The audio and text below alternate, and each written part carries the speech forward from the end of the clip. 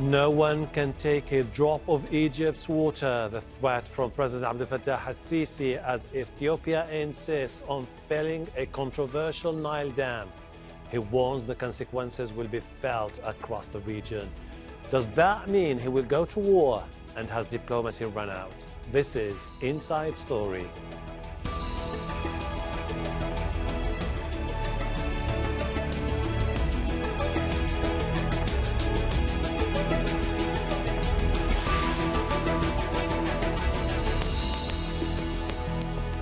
Hello, welcome to the program. I'm Hashem Ahelbarra. Egypt's share of the Nile River's water is untouchable. And if that supply is affected by the Ethiopian Grand Renaissance Dam, there will be severe regional consequences. That's the warning by the Egyptian president, whose country is in a years-long dispute with Ethiopia over the hydropower project. Ethiopia is building the $5 billion mega dam on the Blue Nile River. Downstream countries, Egypt and Sudan, are concerned that could affect their access to water. They want a legally binding agreement over the dam's operations, but talks to resolve the standoff have stalled over the past decade. Ethiopia started to fill the dam's reservoir last year with no deal in place. It insists its neighbors won't be harmed, and the dam is important to its economic development. No one can take a single drop of water from Egypt, and whoever wants to try it, let them try. I'm not threatening anyone here. Our dialogue is always reasonable and rational. No one can take a drop from Egypt's water, and if it happens, there will be inconceivable instability in the region. There's been a push for talks on the dam dispute to move forward. The EU and the US have shown they're ready to mediate. Their envoys met Sudan's Sovereign Council Chief, General Abdel Fattah al-Burhan, on Monday. That came after Sudan proposed mediation by a quartet of the African Union, the EU, the UN and the US. The suggestion was supported by Egypt, but rejected by Ethiopia. The US envoy, Senator Chris Coons, and Ethiopia's foreign minister held talks over the regional tensions earlier this month. And the foreign ministers of Egypt, Sudan, and Ethiopia are expected to meet in Abu Dhabi next week. The dispute mainly centers on the speed at which the reservoir behind the dam is filled. Among other differences are over how much water Ethiopia will release downstream if drought-lasting years occurs. Egypt and Sudan demand a binding agreement on the dam's operation, while Ethiopia insists on guidelines alone. Egypt depends on the Nile River for almost all of its water. It fears a rapid filling of the reservoir would severely restrict the flow of the Nile. Sudan wants Ethiopia to share data on the dam's operation to avoid flooding and protect its own dams. Ethiopia says the hydroelectric power the dam produces is important to meet the energy needs of millions of Ethiopians who lack stable electricity supplies. When fully operational, the dam will become the largest hydroelectric plant in Africa.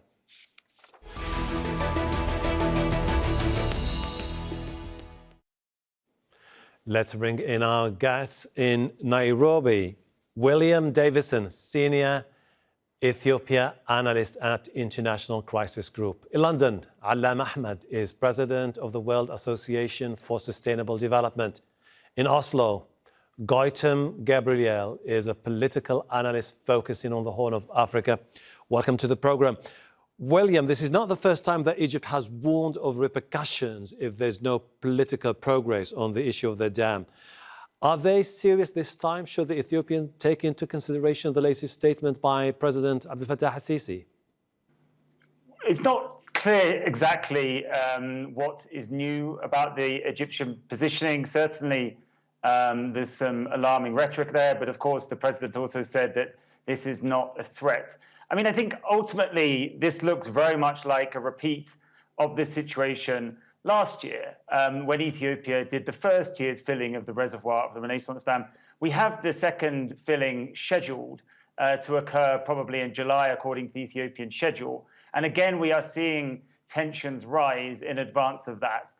Yes, there is some threatening rhetoric here. I think most people would judge, but it isn't really that clear, what has changed substantively in terms of the situation. So I don't really expect Ethiopia to change its position, which is to proceed with the construction and the filling of the dam, along with construction, as it engages in these continued negotiations. Allam, the Egyptian caveat, the fact that there are other issues on the table, could that be an indication that we might see any confrontation in the near future if there is no tangible result as far as the political process is concerned? Thank you very much. Just to follow up on my colleague, I think there isn't much new. The Egyptians have used this threatening language before. Donald Trump, a month before he left office, he said that, and I remember I was commenting, he said Egypt could use force. The main issue here is that this is more of the style of the Egyptian negotiation has always been like this. To expect confrontation, I don't expect confrontation because the general situation in the region, even within Egypt itself, Sudan and Ethiopia, is not favoring that confrontation, but we will continue to listen and to hear such threatening tone. And I expect, I hope, the Sudanese government also will raise their tempo a little bit to match this tempo of the Egyptians so that we can have a level play of voices so the Egyptians can take it more seriously, that their neighbors are not sitting there silent, accepting what they're doing. Just finally, I think the issues with negotiation, even I know there are going to be maybe a round of negotiation in the next few weeks, but really the bottom line still remain the same, and people should go back to the original questions. The land is a disputed land. Benishangul is still claiming this. No one is listening to them. The amount of water is going to be pumped into this dam is still almost technical experts have read this concern. It will kill people. We're talking about the death of people possibly in Sudan because the capacity is being argued is quite high. Many scientists have so far said it should only be 11 billion cubic meters. And we need Ethiopia to listen seriously, at least this time, to open up their technical file so people can go forward and we can save lives. Okay, Goitom, at this particular point, what do you think is the main sticking point? Is it the filling of the reservoir and how much time should that take? We have this whole argument between 12 to 21 years, as the Egyptians are saying, or 6 years, as the Ethiopians are insisting. I think the main sticking point is for Egypt to reach a binding agreement before the filling continues. Once it's filled, Ethiopia will have the upper hand and can negotiate from a position of strength. But I think we have to consider the recent political dynamics. Ethiopia is currently conducting what looks like a genocidal war on its own people. So given that it has been behaving this irresponsibly, it is understandable that both Khartoum and Cairo are worried and that they don't want to give up the lifeline of their peoples to such an irresponsible regime, and that they want a binding legal mechanism that can regulate how this dam is operationalized. So we need to consider the political dimensions as well. All right. William, so the reservoir can reach something like 74 billion cubic meters. That's going to be a huge leverage for the Ethiopian government in the near future. In the meantime, the Sudanese and the Egyptians are saying, wait a second, we need the ISAIA, which is the environmental and social impact assessment, to be implemented, and it has to be binding before we move forward. In between these two key aspects, how do you see things unfolding? Well, with regards to the impact assessment, that's certainly been a focus of controversy throughout the sort of lifespan of construction, which began in 2010. What we're really looking at now is an agreement about the filling and operating rules or guidelines of the Renaissance Dam. Yes, it is a large dam, but if it's managed cooperatively, then there is no reason for it necessarily to cause significant harm downstream, which is a key phrase here. Ethiopia has set out a filling schedule, and if there is average or above average rain in the Blue Nile Basin over the next 5 years, it will fill the dam with something like a fifth of the average flow of the Blue Nile being impounded every year. If there are shortages in any given year, the length of time it will take to fill the dam will be extended by a couple of years. So there is a plan there. Of course, what this is really about is getting the political agreement and building trust so that Ethiopia building this dam and backing up all that water, as you mentioned, is not seen as a threat. And of course, this comes down to the nitty-gritty of what's being argued here. People talk about a binding agreement or not. I think Ethiopia is willing to sign up to, it's willing to make a commitment on the filling schedule here. What Ethiopia is not willing to do is get into any sort of agreement which it considers to be a water sharing agreement. And it is also not willing to get into an agreement on its own dam where international arbitration is the final phase in any dispute resolution process. Ethiopia wants those water sharing issues to be discussed by all Nile Basin countries, and that gets to some of the sort of underlying disagreements about this dispute over this one dam. And this is why it's getting more complicated with time. Allam, you spoke about the concerns voiced by Sudan and Egypt, particularly when it comes to the flooding and the water downstream. But when you talk to the Ethiopians, they will tell you that the highlands, particularly the Blue Nile and the Ahelbarra, both of which are major tributaries that contribute something like 80% to the water that flows downstream. And therefore, it's a legitimate right from an Ethiopian perspective to have a final say over how to move forward. I think that's a point, but in response to that point, there are other more critical points need to be considered. The land itself where the dam is being built, it has been disputed. It's a land so far we heard strongly is belong to Benishangul. This is a big Sudanese, these are Sudanese people, this is their land.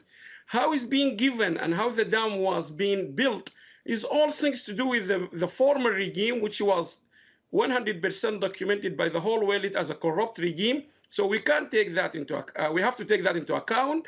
Secondly, all scientists, as I said earlier, said the way it's being discussed or the technical files or the technical makeup of this mega project is not open for anyone to check it. No external or independent verification of how it's going to operate.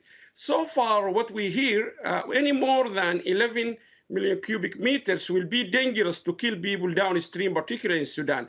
No one is listening to all these facts. So we have to deal with these facts first before we can talk about environmental issues to do whether it is highland or how the water is coming from both rivers. These are serious questions, and I have said this from last year. If we do not really go back to basic, and Ethiopian government is willing to open up their files for technical expert in order to see how can we save the lives of the Sudanese, the Egyptian, and more importantly, the Ethiopians themselves. There's lots of conflict inside Ethiopia about the way the government is behaving here. And finally, I think this is a fact we cannot ignore it. We are talking about a project already 80% built. We all understand that. But that's where experts can find a solution to such massive investment. We can't sit down, see, okay, what can we do? It's a huge amount being sucked in, 80% project completed, what can we do? But we can only think about that as expert once the government of Ethiopia is willing and accepting international independent expert to be intervened. Well, this is why they are concerned about issues of that related to national sovereignty, as they have been saying. Goitom, now, you've been talking about the internal issues that Ethiopia is facing, but Ethiopians will tell you that the 1929 and the 1959 agreements were a legacy of a colonial era where the rights of the Ethiopians were never taken into consideration, and that the dam itself is a reality that the Sudanese and the Egyptians have to deal with. The Sudanese in particular are in favor of the involvement of the African Union, the EU, the United Nations, and the US. Could that be productive? Yes, overall, I think we need to consider the two principles of international law that apply here. So the colonial agreements are null and void in my view. And so one principle is that Ethiopia has the right to develop its own resources within its territories. It's a matter of sovereignty. Now, Sudan and Egypt have come a long way from initially not recognizing that to now accepting that Ethiopia has the right to build a dam. The other principle is, of course, that Ethiopia cannot cause any significant harm to downstream countries. Now, since the two downstream countries have come a long way to recognize Ethiopia's right to develop its resources, it is now incumbent upon Ethiopia to also recognize its responsibility not to cause significant harm. Mm-hmm. And that is a legal issue, and it's not so much about what's happening today. Seen from Cairo and Khartoum's perspective, 20 years from now, they must have some sort of reassurances that whoever is in charge in Ethiopia is not going to utilize those resources to negatively impact Khartoum and Cairo. So they must have a say in how this is operationalized in the future. This is not merely a sovereignty issue. I mean, we have to balance those two considerations. All right.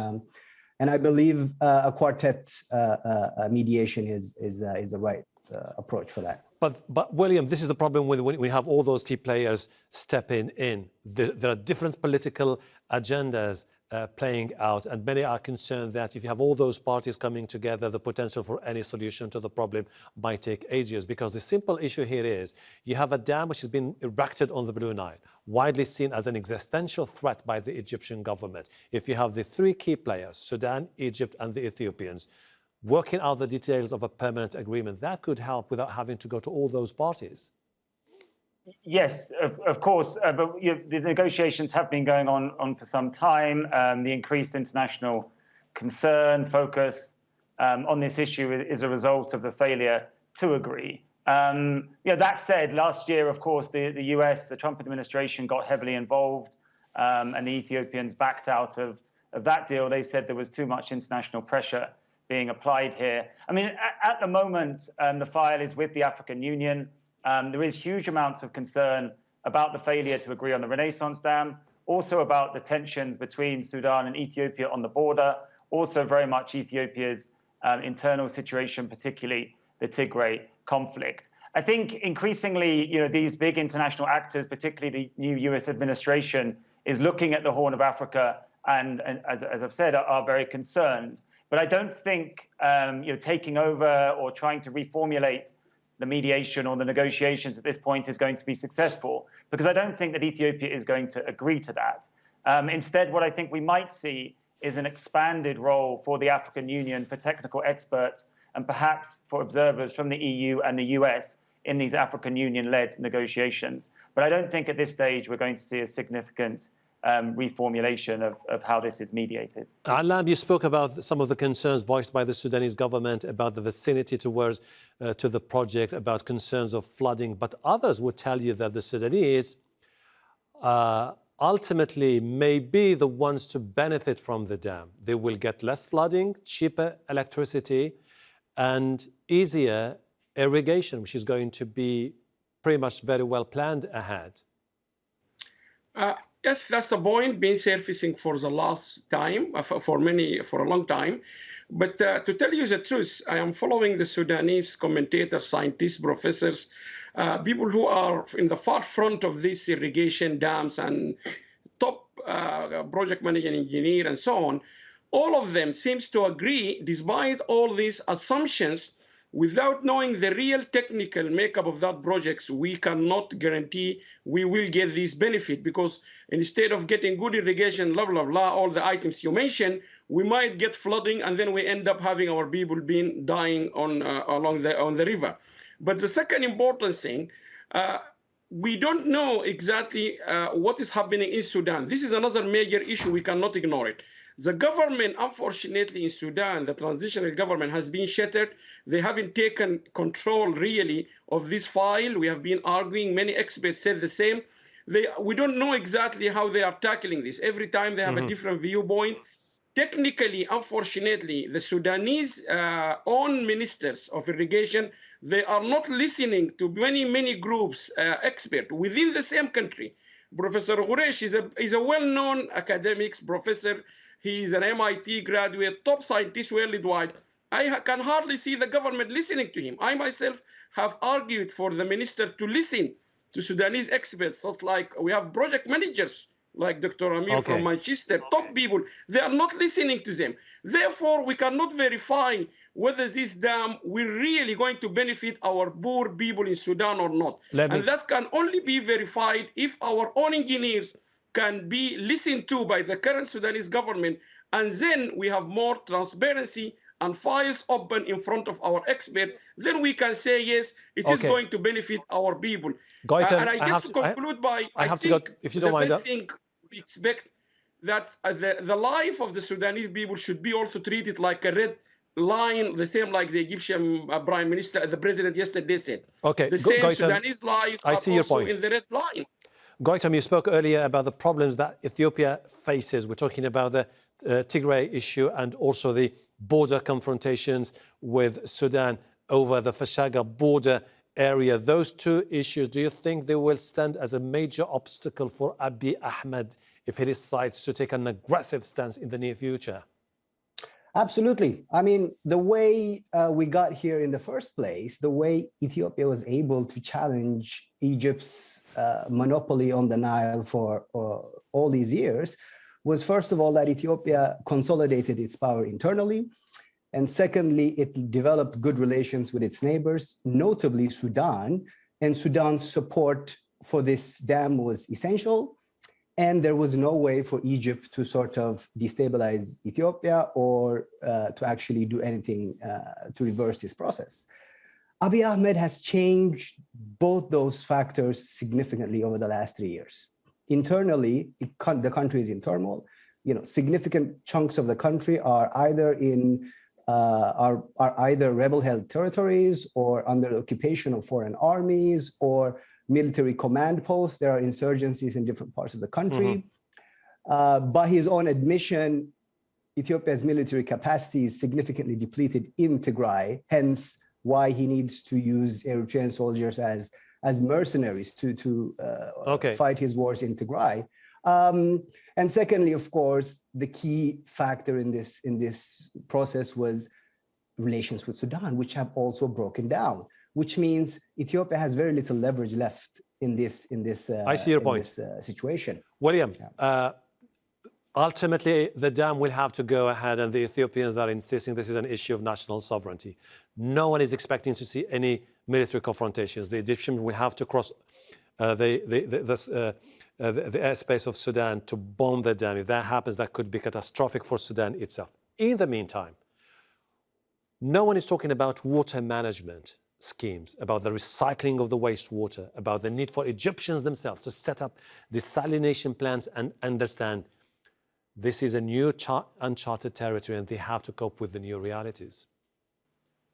I think those things are being talked about, whether it's in Egypt, whether it's sort of better water efficiency throughout the Nile Basin, more water storage, more efficient irrigation, that type of thing. It just so happens that the debate is very much focused on this dam at the moment. And of course, this dam, yes, it could cause harm downstream in Sudan if it's managed in a certain way.